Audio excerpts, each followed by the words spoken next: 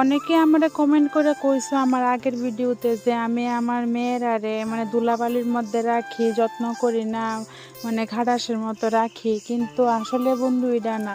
ছোটবেলায় যে জিনিসটা আছে এটা কি জিনিস এখন আমরা বুঝি, যে আগে ছোটবেলার যদি ফিরে আইতো ভালো আসিল। তো এটাই যখন বড় হয়ে যাবো তখন তো আর ছোটবেলার যে জিনিস মানে যে খেলাধুলো ওইগুলো তো আর করতে পারতো না, তাই না? এই কারণে আমি আর আটকাই না আর কি, যতদিন লাগুক খেলুক, শুধু শরীরটা সুস্থ থাকলে হইব আর কি।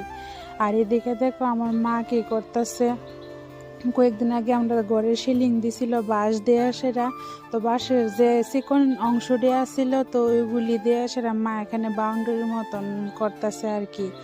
তো মা এদিকে কাজ করতেছে আর আমার দুই রাজকন্যা দেখো এখানে খেলাধুলা করতেছে। তো অনেকেই কও যে তাদের মানা করতে যে বালুর মধ্যে খেলাধুলা করতো না, কিন্তু অনেকে কইছে থাক ছাইরা দিতাম, মাটির মধ্যে থাকলেই নাকি শরীর সুস্থ থাকবে, মাটিও তো আমাদের একটা মাই, তাই না? তো আমাদের এই মা ওই সুস্থ রাখবো। আর এদিকে আমি এখানে রান্না করতেছিলাম, তো মশলা কষানি লেগে দিয়ে গেছিলাম, তো আমার মশলা দিকে কষানি দেখো শুকায় গেছে গা। তো এখন ডিম দিয়ে ঝোল করে এলামও। তো এটা একটা মিনি ব্লগ আছিল। তো তোমরা কাছে ভিডিওটা কেমন লাগছে অবশ্যই কমেন্ট করে জানাও।